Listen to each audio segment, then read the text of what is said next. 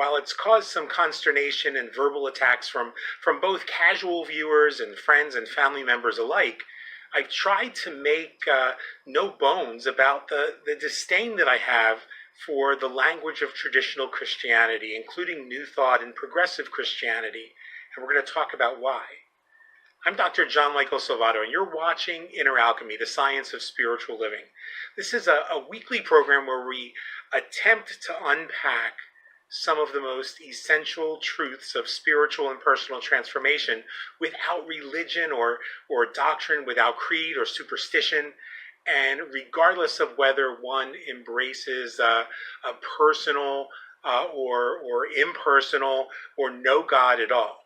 You see, I believe that each of us, particularly those who drank deeply of the waters of progressive spirituality, mysticism, and a deep contemplative life, have arrived at a place in which old ideas, the language that was used to express those old ideas, fails to convey the scope and potential for a joyous celebratory experience of life, while gently wrestling with the challenges of social justice and racial and gender equality, compassionate inclusion of those who we might consider to be outsiders, not just from other countries or other cultures, but outside our personal circles, and an authentic response to the call to transcend religion, to transcend dogma and doctrine, and return to the present moment where pure awareness reveals our essential unity. And that can be difficult in a world in which we see young children and infants being ripped away from their mothers and fathers because they desperately sought asylum from the murderous regimes in Central America or Syria or Darfur or similar situations. But tonight, we're going to dive deeper. We're going to ask that you be willing to get a little bit uncomfortable. And along the way, I'm sure we'll piss some people off and maybe, just maybe, some folks will get inspired. So more on that when we return. The principle of compassion lies at the heart of all religious, ethical, and spiritual traditions, calling us always to treat all others as we wish to be treated ourselves. Compassion impels us to work tirelessly to alleviate the suffering of our fellow creatures. To dethrone ourselves from the center of our world and put another there.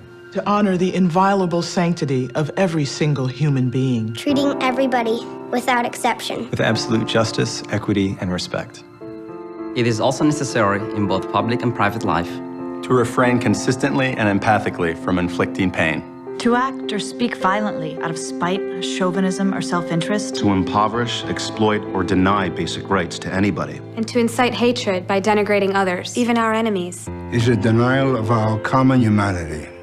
We acknowledge that we have failed to live compassionately. And that some have even increased the sum of human misery in the name of religion. We therefore call upon all men and women to restore compassion to the center of morality and religion. To return to the ancient principle that any interpretation of Scripture that breeds violence, hatred, or disdain is illegitimate. To ensure that youth are given accurate and respectful information about other traditions, religions, and cultures. To encourage a positive appreciation of cultural and religious diversity. To cultivate an informed empathy with the suffering of all human beings, even those regarded as enemies. We urgently need to make compassion a clear, luminous, and dynamic force in our polarized world. Rooted in a principled determination to transcend selfishness. Compassion can break down political, dogmatic, ideological, and religious boundaries. Born of our deep interdependence, compassion is essential for human relationships and to a fulfilled humanity. It is the path to enlightenment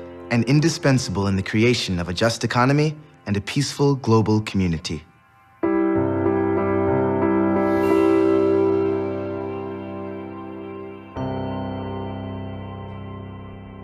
And we're back. The entire world is watching as this week's heart-wrenching and disturbing images from the concentration camps being set up around the United States by the terrorist Trump regime began to unfold before us. Stories of missing children, especially young girls. Details of how sociopathic religious fundamentalists entrusted with the direction of our Department of Education, like Betsy DeVos, the Amway princess, began kidnapping children from the concentration camps and placing them in indoctrination centers, operating as adoption centers. And the world began to see and hear just how the tip of the iceberg of information that has been discovered by the special counsel, Robert Mueller, in his investigation into the conspiracy by members of the Trump crime family, dating back as many as 23 years with the Russian government. In the coming 8 weeks, the American people, and indeed our once great allies, whom the Mango Menace has completely alienated, including the United Nations and NATO and many of Trump's accomplices in Congress, will be literally stunned beyond belief when information that is about to start coming out begins to unfold. And while we're talking about these things in detail in our sister program, the Resistance Report, I'm bringing this up tonight for a special reason. And I want you to understand that we're not trying to cross programs here. But I think this has become something of a pressing issue, if you will, for those of us recognized as spiritual teachers, as healers and New Thought practitioners. I mean, look, when you visit my timeline on Facebook or Twitter, you'll see all of the discuss, the news, the stories, the calls to social justice, the political action calls. And it's sometimes hard to look at that and not simply think that I'm just negative, angry, and hostile toward the existing government, all of which is true. But it's not all that's there. See, last week I was awakened by a text from my landlord, whom I had until that time thought was a moderate, rational, albeit slightly ill-informed and gullible conservative, much like my own parents and the majority of my cousins, and at least half of my siblings. But I get this text, and it was a full-on attack of my right to post whatever the hell I see fit on my social media timeline. Now, it should be noted that my landlord is not connected to me on social media, neither have I ever invited him to do so, but he felt compelled to rage on about my photoshopped images of a burning flag as a metaphor for what the Trump-Russia crime family and the GOP, a wholly owned subsidiary of the Kremlin, have done to this country, my country at the moment, and to our Constitution and the rule of law, to the moral character upon which this republic was established. Later that day, a family member would hang up on me on the phone 2 times because he didn't want to hear that the mistakes he made in properly setting up his health care had nothing to do with Obamacare. Now, it was really easy to just say, oh yeah, this was the failure of Obamacare and now I'm paying the price. But that wasn't the fact. And don't get me wrong, I was a vocal opponent of things like the healthcare mandate in Obamacare. So I'm not here to defend those things, and we're not here to talk about politics. So how do those of us who take our spiritual or philosophical journey seriously navigate these waters at this time? Well, I'll tell you from experience what doesn't work. What doesn't work are rational conversations with people who embrace irrational ideologies. That just doesn't work. Pointing out that those who post absurd memes about what a great Christian President Donald Trump is are morally bankrupt and possibly morons, but pointing it out doesn't work. Digging in deeper to the point that the Russian-installed and illegitimate occupier of the Oval Office is a symptom of the mental illness and depravity embraced by nearly 1/3 of the Americans in this country who voted last election doesn't help. So pointing out the obvious doesn't help. You see, if somebody embraces a distorted, pathological, horribly corrupt and immoral impotent concept of religious fundamentalism, in the simplest of terms, a mental illness that serves to justify in the patient's mind hateful intolerance and unforgiveness and racist notions with which they might have been brainwashed or indoctrinated long ago. So for them, that is their true religion, and they see their true religion, this intolerant, hateful, racist, misogynist religion, being mirrored in the Trump crime family. So when a family member tells you that they think Donald Trump is an amazing Christian, a fantastic president, they're telling you that those same behaviors you see in him, the ones you see him perpetrating against the American and global people on the American and global stage, is a reflection of their own disturbing ideas and sociopathic concept of spirituality. So when they tell you that he's exactly what they're looking for, what they aspire to be, believe them. I think what we really need to do, including myself, because the only reason I know these other things that I mentioned don't work is because I've done them for the past 19 months and I've seen what's happened. I think we need to take the spiritual journey, the message of Judaism or Islam, Christianity, Buddhism, Sikhism, Wicca, Hinduism, or whatever your path might be, and reduce it to the most essential of truths. For me, as a secular humanist, that means the truth that we must love one another, that we have to love ourselves, that we are one global family.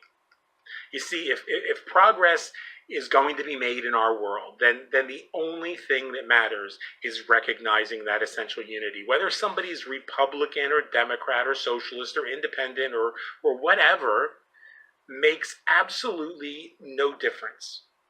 Because those parties, and I'm quite certain the conditions that gave rise to those parties have failed us. They failed us in the worst way. In November, the choice that U.S. voters are going to be faced with is not going to be a choice of Democrat versus Republican. It's going to be a choice of compassion and solutions versus intolerance and xenophobia, hatred, and destruction of human lives. It's going to be about humanity versus inhumanity.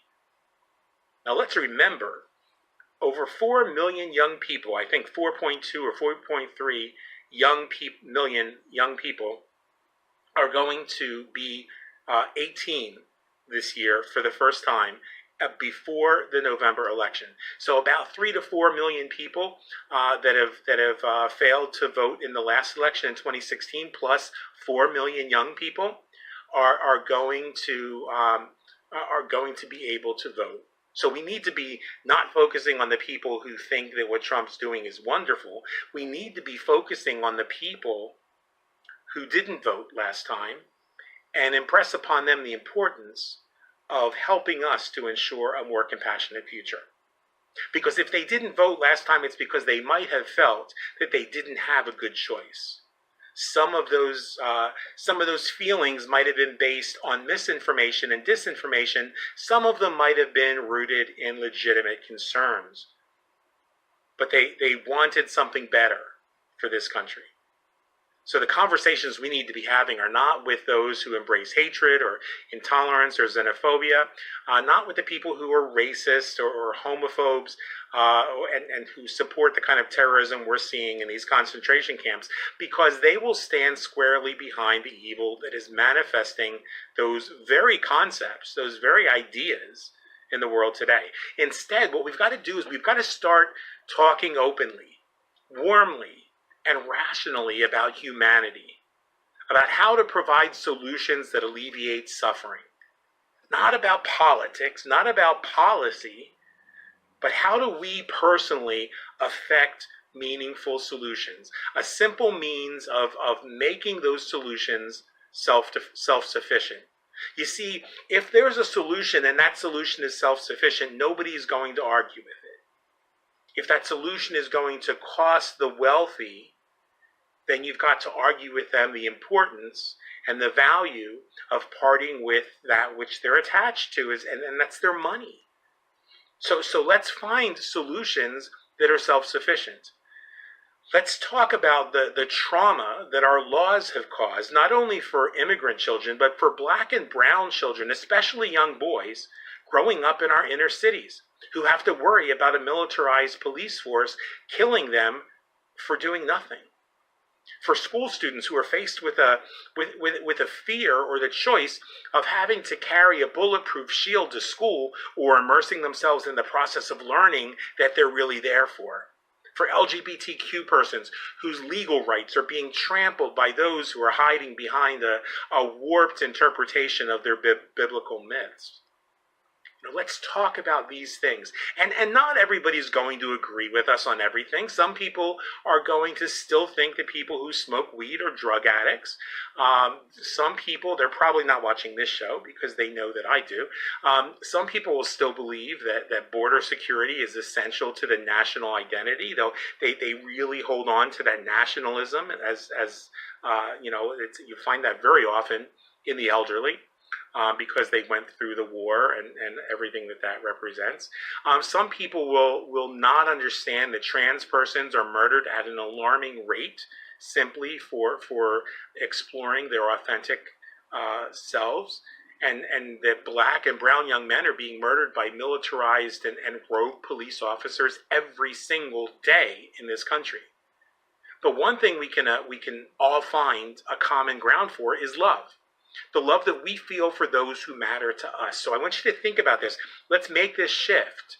Let's find that common ground. The common ground is that everyone who matters to me is somebody that I love, and I only want the best for them. And the people who are on the other side of this conversation, they only want the best for the people that matter to them. So let's first start by backing up a little bit. And which do you think would make a bigger difference in a conversation with somebody who might not really think, for example, that children in concentration camps are something that matters to them? If I tell them how illegal the situation is, or if I tell them how it violates the basic rights of others seeking safety in our country, that might not move them. But if I explain to them how the PTSD that I experienced, which comes from being physically and sexually abused from the age of 7 until I was 17, left me with pains, including physical illnesses, mental illness, that have taken a lifetime for me to get a handle on. I can't even say that I've overcome them yet. And so the heartache that I feel is for children who I know are going to be facing that kind of PTSD. Which do you think would be more effective? Arguing with a redneck who thinks that we're coming for his guns, or explaining how finding my first boyfriend dead after he committed suicide with a gun in his mouth when we were just kids left me with PTSD, left me with horrible images that will never be out of my mind. And how I want to make sure that no other kid, no other person has to die that way. You see, love is the common ground beneath all of the shit. The senses, the mind chatter, the monkey mind, as we say in Buddhism, the inequities and perceptions that cause us to think what we think. There's a part of us that knows the entire universe is made up of the very same stardust that we see in the galaxy. And in some profound and beautiful primordial way, we are all that one energy, whether you call it intelligence or singularity or God, dark matter or 0 point, the divine mind, or simply love. It's what I believe I am and you are, and yes, even Sarah Sanders and Donald Trump is. Beneath all of the shit, it's who we are, that oneness. Sometimes good people do stupid things. I've abused drugs in the past. I've lied to get into college. I got into business with 3 different groups of people with whom I should have never been in business. I invested in WorldCom and Enron. We all know where that went. All mistakes, all bad choices, and each of the consequences that rippled out and affected the world around me, no different than the way that the silence of the GOP is creating ripples that affect the world, dramatically changed everything from that point forward. I've lost everything that I owned after enjoying an incredible and abundant life 2 times in my life. Recently, efforts to punish me for speaking out and doing the resistance report resulted in some of the worst financial problems I've ever experienced. Again, more ripples. That didn't just affect me, it ripples out and affects others. But I'm a good person, and I want to help those to be free of suffering whom I love. And even those who seem to be doing horrible things are often doing them for the same reason. The only reason that there is a lot more people that I seem to be able to help is that I love a lot more people than they love. You know, they might only care about their political party. They might only care about their family or their bank account or themselves. You know, they might be a malignant narcissist who only loves themselves. But I care deeply about myself, my family, my friends, their families, the people I see every day, people whom I may never meet, the people I see on social media and other media. Some people see nations that make up a world. I see a world that makes up imaginary nations. The lines we draw in the sand can be erased by the winds of compassion. We're one people. We're one heart. We're one pulse.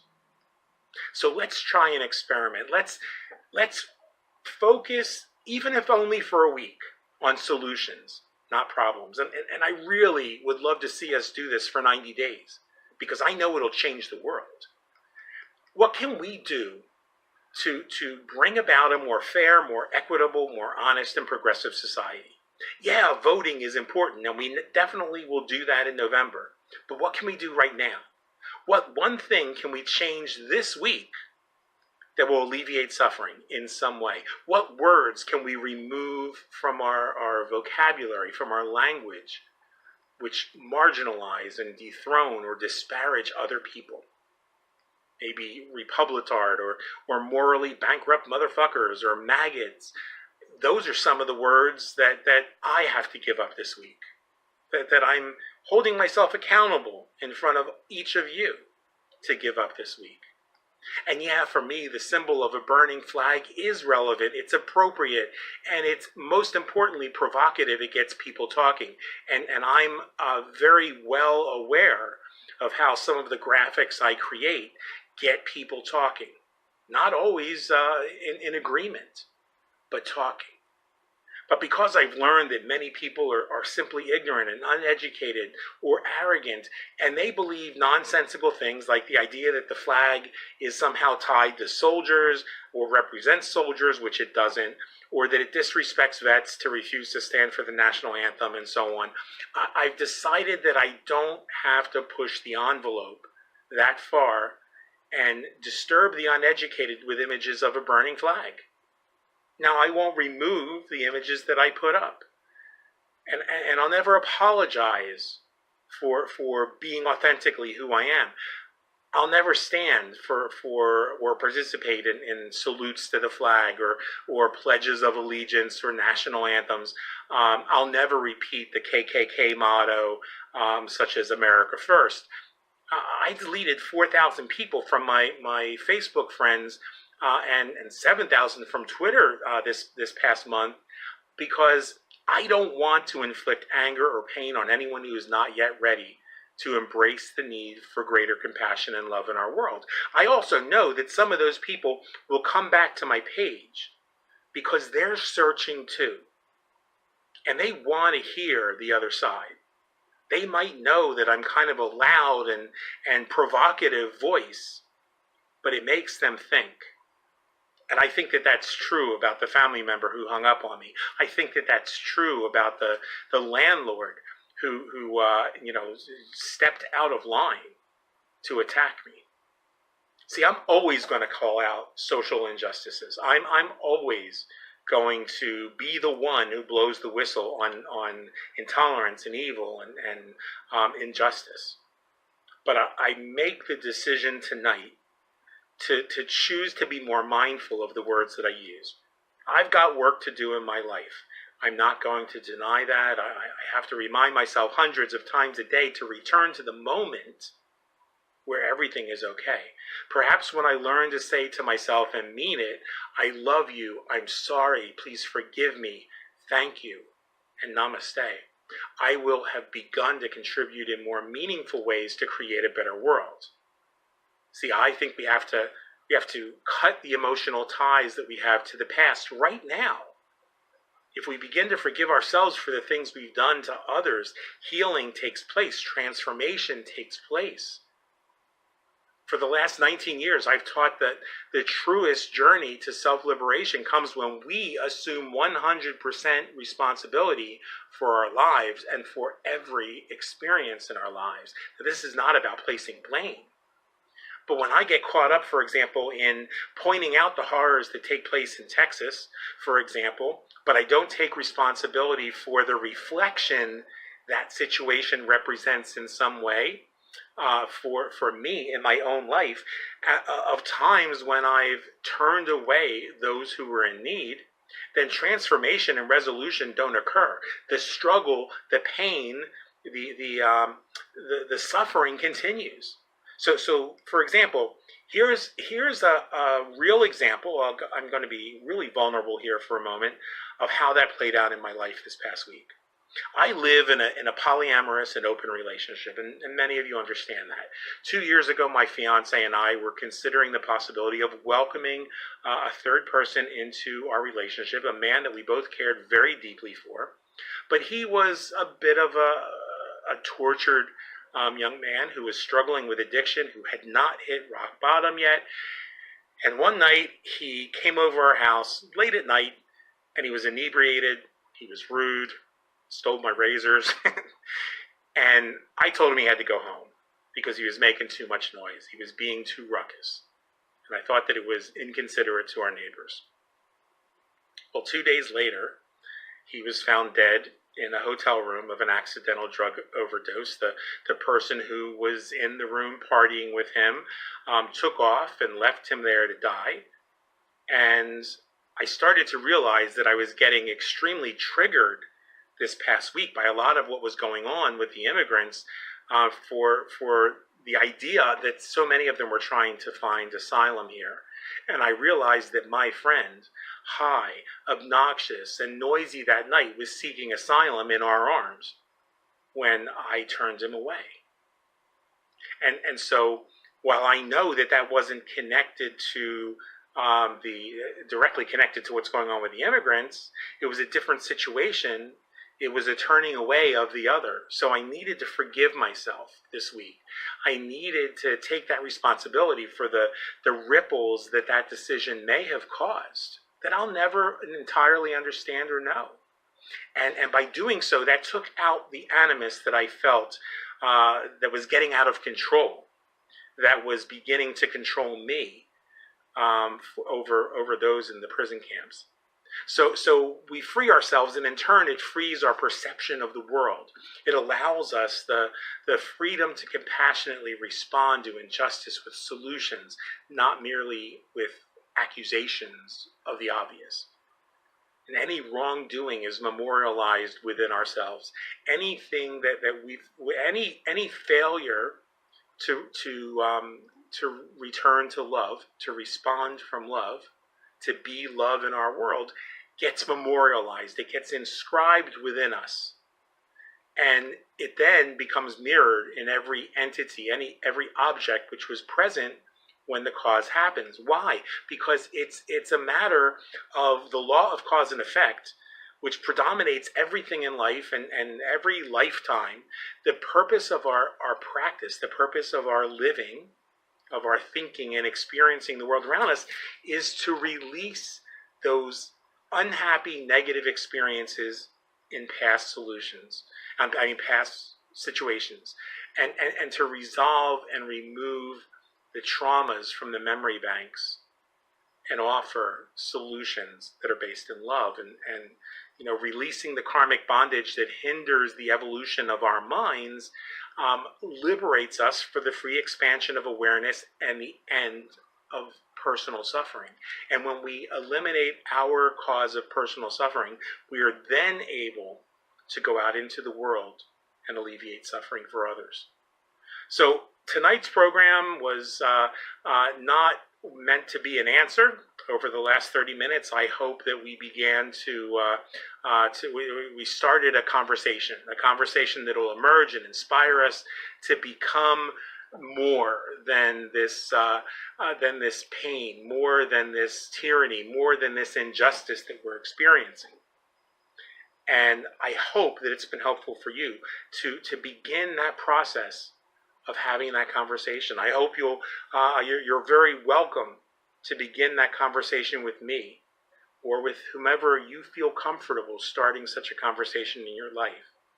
I'm here to support you, to support every one of us on this journey, and to bring us through this time of challenge to a better place.